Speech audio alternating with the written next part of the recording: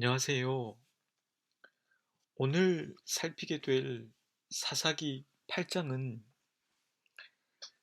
기드온이 뒤로 갈수록 좋지 않은 모습을 드러내고 있다고 할 수 있습니다. 뒤로 갈수록 더 좋은 모습을 보여주었으면 좋았을 텐데 안타까운 마음이 들기도 합니다. 저와 여러분 역시도 과연 시간이 지날수록 조금씩 조금씩 나아지고 있는가 스스로에게 정직한 질문을 던져본다면 쉽게 기드온을 뭐라 할 수 없을지도 모릅니다. 오늘은 기드온이 어떻게 점점 더 뒤로 갈수록 좋지 않아지고 있는지 그것을 생각해보고 그것이 과연 이스라엘 백성들에게 어떤 영향을 미쳤는가 그것을 생각해 보면 좋겠습니다. 뿐만 아니라 그런 과정을 통해 우리 자신은 하나님 앞에서 점점 더 좋아지고 있는가 아니면 나빠지고 있는가 생각해 볼 수 있다면 좋겠습니다. 우선 메시지를 살피기 전에 사사기 8장의 내용을 먼저 보겠습니다. 총 4장면으로 나누어 이 내용을 요약해 볼 수 있겠습니다. 첫째 장면은 에브라임 사람들이 기드온에게 와서 따집니다. 미디안과 전쟁을 하러 갈 때 왜 우리를 부르지 않았는가 하는 문제를 에브라임 지파가 제기했습니다.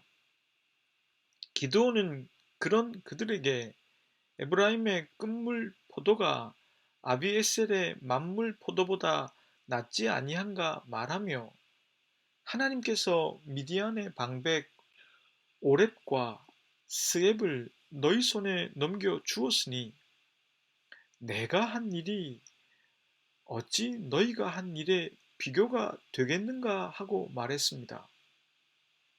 이 말을 듣고 에브라임 사람들은 노여움을 풀게 됩니다. 둘째 장면은 기드온과 300용사가 미디안을 추격할 때 피곤하여 숫곳이라는 곳에 이르러 떡을 좀 달라 요청합니다. 그러나 숫곳의 방백들은 지금 너희 손에 미디안의 세바와 살문나가 있는가 하고 질문하며 떡을 주지 않았습니다.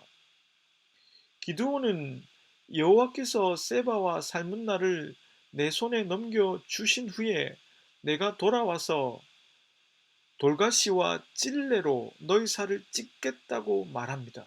실제로 기드온은 미디안과 아말렉 군사 13만 5천 명을 치고 나서 세바와 살문나를 사로잡아 돌아오는 길에 숫곳의 방백들과 장로 77명을 붙잡고 들가시와 찔레로 숫곳 사람들을 징벌했습니다.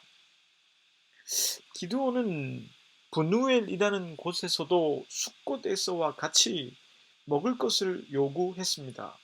그들도 듣지 않았습니다. 기드온은 미디안을 쳐 부수고 돌아오는 길에 브누엘의 망대를 헐리라고 말했는데 실제로 기드온이 미디안을 치고 돌아오는 길에 브누엘의 망대를 헐며 그 성읍 사람들을 죽였습니다. 그리고 기드온은 세바와 살문나도 죽였습니다. 셋째 장면은 그때의 이스라엘 백성들이 기드온에게 요구를 하는 장면입니다. 당신이 우리를 미디안 사람들의 손에서 구원해 내셨으니 당신과 당신의 자자손손이 우리를 다스려 주십시오. 이러한 요구를 들은 기드온은 이렇게 답합니다. 내가 그대들을 다스릴 것이 아니요 내 자손도 아니라 그대들을 다스리실 분은 여호와이시다. 이렇게 말하고는 기드온은 이스라엘 백성들에게 전리품 가운데 귀고리 하나씩을 내놓도록 말했습니다. 적들에게는 금 귀고리가 있었기 때문이었습니다.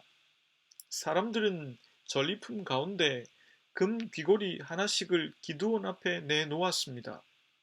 그 금고리의 무게는 금 1700세겔이었습니다. 오늘날의 킬로그램으로 환산해 보면 약 19kg에 달하는 무게입니다. 기드온은 이 금으로 에봇 하나를 만들어 자신의 성읍인 오브라에 두었습니다. 이스라엘 백성들은 이것을 음란하게 섬겼습니다. 이 문제는 기드온 집안의 올가미가 되었습니다. 미디안의 기세가 꺾여 기드온이 살아있는 40년 동안 이스라엘에는 평화가 있었습니다. 넷째 장면은 기드온의 마지막을 적고 있는 장면인데요. 전쟁이 끝나고 평화의 시대를 누리는 동안에 기드온은 아내가 많아서 무려 아들을 70명이나 두게 되었습니다. 세겜에는 그의 첩이 하나 있었는데 그녀가 낳은 아들의 이름이 아비멜렉이었습니다. 아비멜렉이라는 이름의 뜻은 나의 아버지는 왕이다 하는 의미입니다. 기드온은 자신에게 주어진 생을 다 누리고 죽게 되었습니다. 기드온이 죽자 이스라엘 백성들은 바알을 따라 음란을 부렸습니다.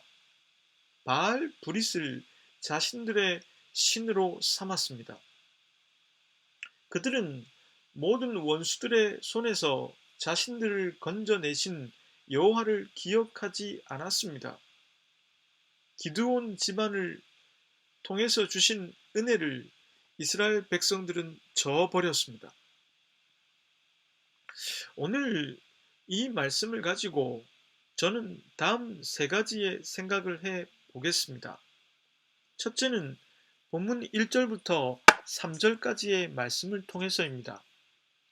에브라임 사람들이 기드온에게 이르되 네가 미디안과 싸우러 갈 때 우리를 부르지 아니하였으니 우리를 이같이 대접함이 어찌 됨이냐 하고 그와 크게 다투는지라. 기드온이 그들에게 이르되 내가 이제 행한 일이 너희가 한 것에 비교되겠느냐. 에브라임의 끝물 포도가 아비에셀의 만물 포도보다 낫지 아니하냐. 하나님이 미디안의 방백 오렙과 스앱을 너희 손에 넘겨주었으니 내가 한 일이 어찌 능히 너희가 한 것에 비교되겠느냐 하니라. 기드온이 이 말을 하매 그때에 그들의 노여움이 풀리리라. 7장의 내용을 살펴보면 에브라임은 분명히 미디안과의 전쟁에 참여했었습니다. 허나 그들은 자신들이 이 전쟁에서 배제되었다고 생각했습니다. 7장의 내용을 토대로 보자면 에브라임 지파는 전쟁 초기가 아니라 막바지에 다다라 소집된 것을 알 수 있습니다. 그래서 그들은 기드온에게 불만을 토로하고 있는 것입니다. 그런 불만을 들은 기드온은 사사답게 훌륭한 조정자의 모습을 보여줍니다. 기드온은 에브라임이 자신보다 훨씬 더 뛰어난 공적을 세웠다는 것을 겸손하게 인정하고 있습니다. 에브라임의 끝물 포도가 아비에셀의 만물 포도보다 낫다고 했는데 여기서 아비에셀이라고 하는 것은 기드온이 속한 종족을 뜻합니다. 아비에셀은 므낫세 지파에 속한 작은 종족입니다. 그러니 아비에셀이라는 말은 곧 기드온을 뜻합니다. 하나님께서 미디안의 군사령관 오렙과 스앱을 에브라임 지파의 손에 붙이셨다고 했는데 기드온의 이 말은 사실이며 에브라임 지파의 불만을 잠재우기에 충분한 말이었습니다. 기드온은 자신의 공적보다 더 큰 공적을 세운 에브라임 지파를 높여주며 그들의 마음을 녹일 수 있는 사람이었습니다. 이것은 기드온이 보여주는 겸손한 모습이고 선한 모습이라고 말할 수 있습니다. 그런데 사사기를 쓴 저자가 이 내용을 8장의 앞부분에 기록하고 있는 것은 8장에 연이어 나오는 기드온의 좋지 않은 모습을 더욱 상대적으로 부각하고 싶었기 때문인지 모르겠습니다.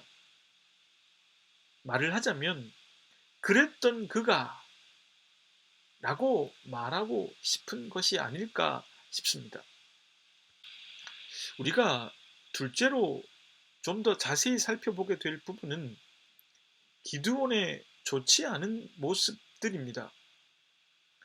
4절부터 27절까지에 등장하는 기드온의 모습은 겸손하지 않고 교만합니다.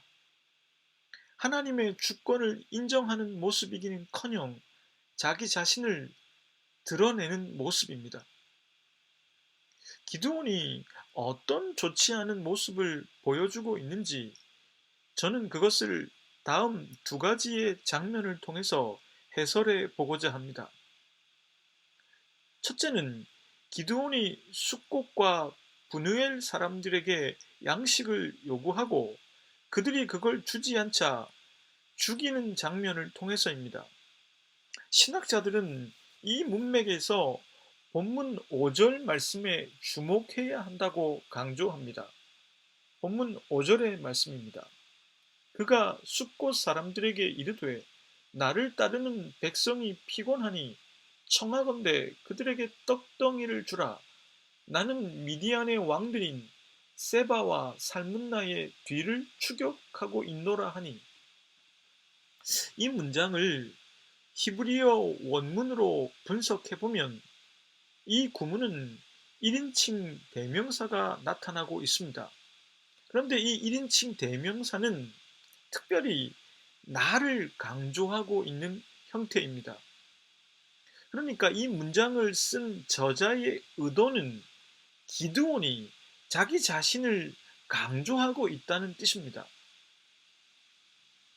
나를 따르는 백성이 피곤하니 나는 미디안의 왕들인 세바와 살문나의 뒤를 추격하고 있노라. 이런 말들을 통해서 볼 때 미디안 전쟁 때 기드온 만세를 함께 외치라고 한 기드온의 마음이 무엇이었는지 우리는 알 수 있습니다.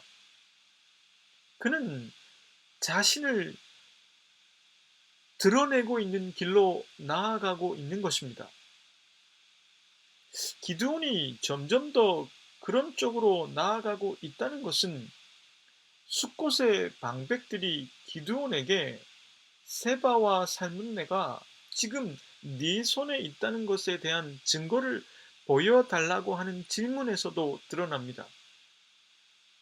여러분 생각해보면 기드온은 몇 번이고 하나님께 증거를 보여달라고 말했던 사람입니다.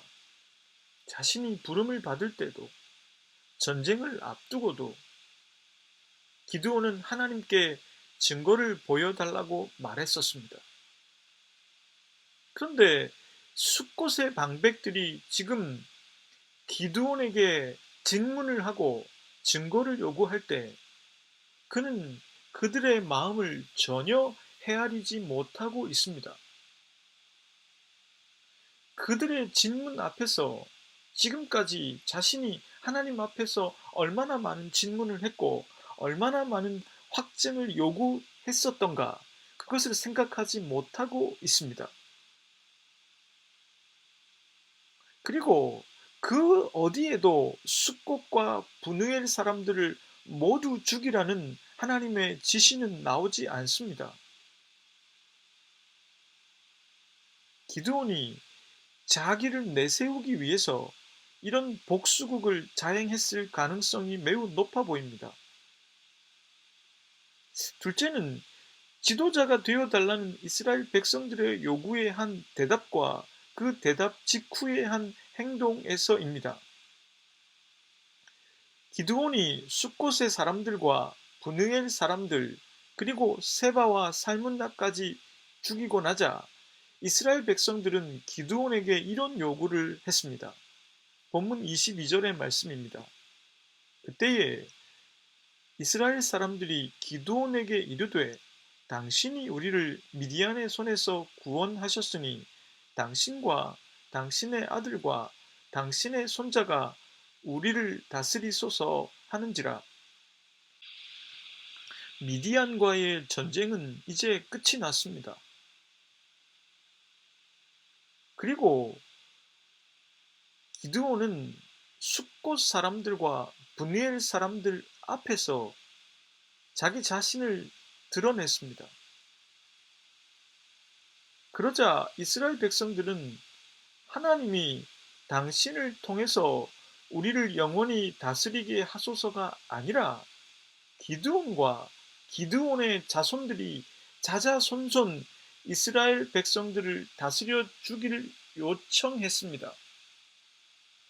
신학자들의 지적처럼 어쩌면 이스라엘 백성들은 야만적인 복수 행각을 서슴지 않는 기드온의 모습을 보면서 두려움을 느꼈을 가능성도 배제할 수 없습니다. 때론 우리가 두려움 때문에 어떤 행동을 하기도 합니다. 지금 이스라엘 백성들은 점점 더 자기를 드러내고 내세우고 있는, 또 무섭게 변해가고 있는 기드온을 보면서 그에게 다스림을 요구했던 것입니다.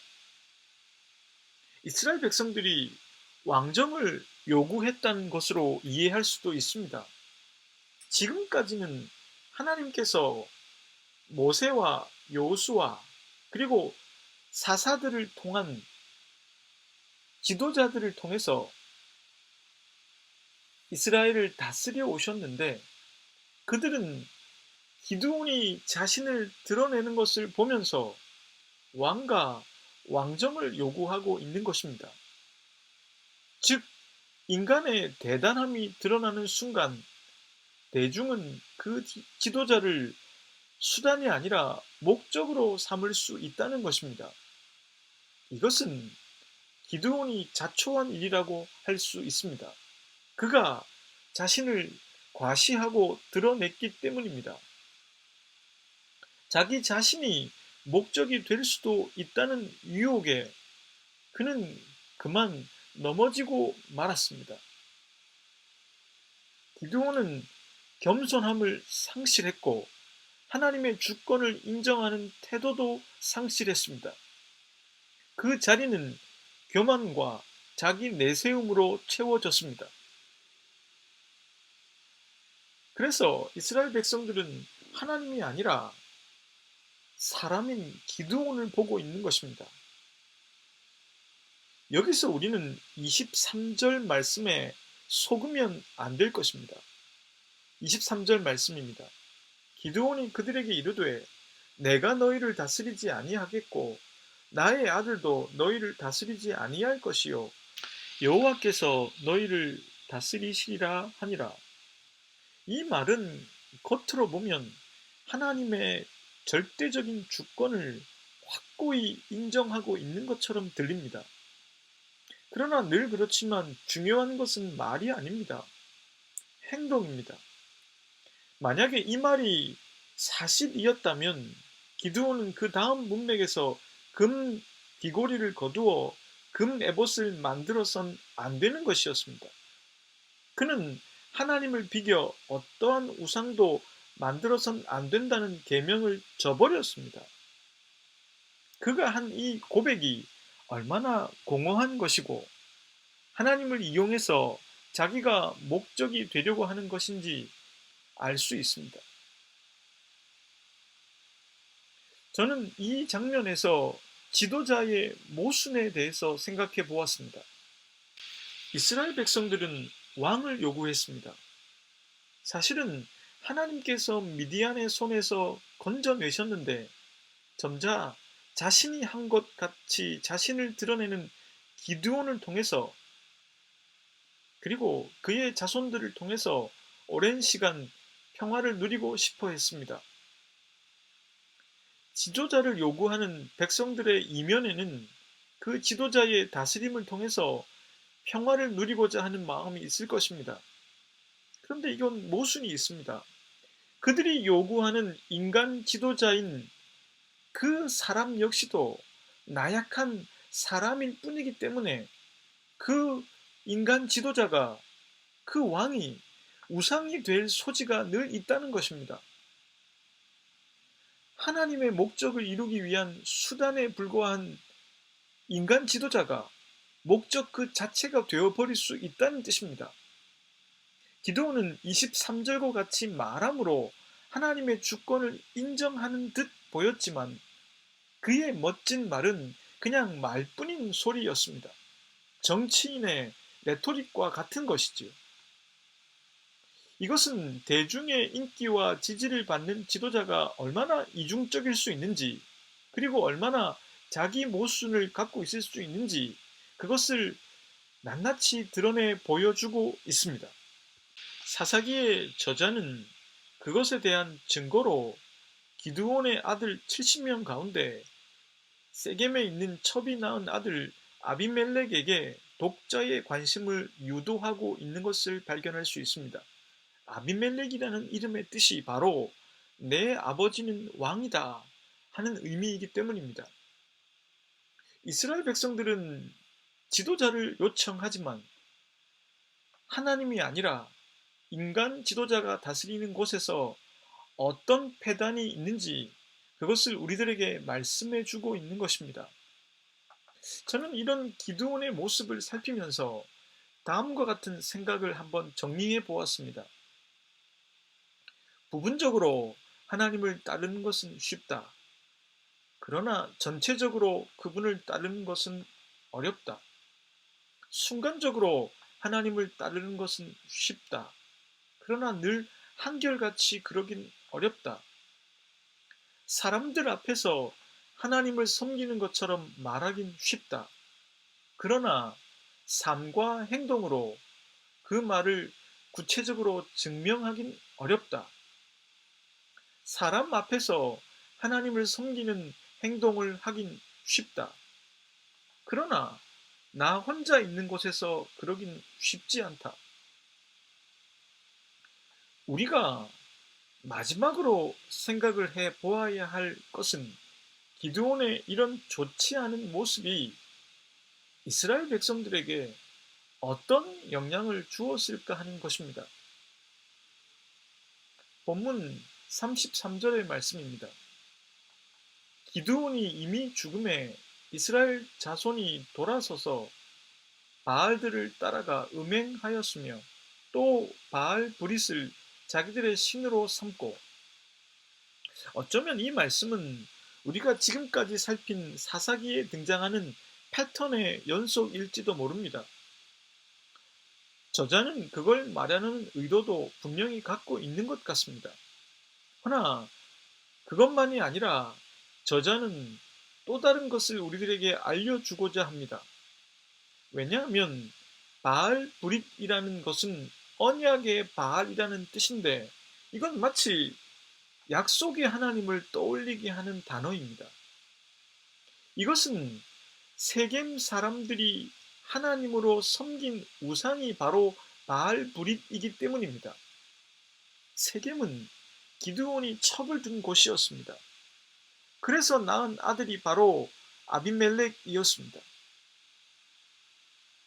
그랬기 때문에 기드온을 통해서 이스라엘은 세겜과 긴밀한 인척 관계를 맺게 되었습니다. 이것이 바알 브릿을 섬기는데 영향을 주었다는 것을 저자는 말하고 있는 것입니다. 이것의 폐해는 다음 주간에 살펴보게 될 사사기 9장으로 가면 더 드러납니다. 사사기의 저자는 기드온이 보여준 좋지 않은 모습들이 결국 이스라엘이 우상을 숭배하는 데 영향을 미쳤다는 것을 드러내고 있습니다. 기드온을 통해서 금 19kg으로 만든 에봇은 우상이 되었습니다. 어떤 특정한 것도 하나님을 드러낼 수 없기에 그것을 하나님이라고 말하는 것은 위험합니다. 이것은 아론이 만든 금 송아지와 다를 바가 없습니다. 이렇게 우상을 섬기던 이스라엘 백성들은 자연스럽게 세겜 사람들이 하나님으로 섬기던 언약의 바알, 즉 바알 브릿을 섬기게 된 것입니다. 기드온의 두려움이 하나님을 향한 바른 태도인 믿음으로 바뀐 것이 아니라 기드온의 두려움은 교만과 자기 내세움으로 변질되어 갔습니다. 결국 이것은 이스라엘에게 좋지 않은 영향을 주었습니다. 구약학자 클린턴 맥켄의 말처럼 이 이야기는 기드온이 하나님 한 분만을 경배하고 섬기고 복종하는데 실패한 결과가 얼마나 비극적이고 폭력적인지 보여주고 있습니다. 바알과 아세라의 제단과 목상을 베는 자였던 기드온은 자기 스스로 우상을 만드는 사람이 되었고 자기를 내세움으로써 사람들로 하여금 인간 지도자가 자신들을 다스리도록 요구하게 만든 장본인이었습니다. 저는 사사기 8장을 살피면서 목회자가 어떻게 타락하게 되는지 생각해 보았습니다. 그리고 한 인간이 어떻게 무너지게 되는지도 생각해 보게 되었습니다. 서두에서도 말씀을 드렸듯 기드온이 어찌 그럴 수 있나 하고 생각하기보다는 나도 얼마든지 그럴 수 있다 하고 생각해 보시길 바랍니다. 사랑하는 여러분들이 이 말씀을 듣고 다시 한번 겸손하게 하나님의 다스리심과 주도권을 인정하게 되시길 바랍니다. 기도하겠습니다. 하나님, 기드온은 겸손하게 시작했지만 그만 교만하게 생을 마감하고 말았습니다. 하나님께서 자신에게 주신 은혜 속에서 어느 순간에 작은 자신을 높이고 말았습니다. 하나님의 주권을 인정하는 믿음에서 자기를 내세우는 자기 자랑으로 변질되고 말았습니다. 그는 우상을 만들었고 이스라엘 백성들은 그의 사후에 세겜의 신인 바알 브릿을 숭배했습니다. 기드온을 탓하며 혀를 내두르기보다는 우리 자신도 그럴 수 있다는 생각을 해보게 해 주십시오. 다시 우리 자신이 누구인지, 그리고 우리가 무엇을 위해서 살고 있는지, 어디로 가고 있는지 거듭 자각할 수 있도록 도와주십시오. 예수 그리스도의 이름으로 기도드립니다. 아멘.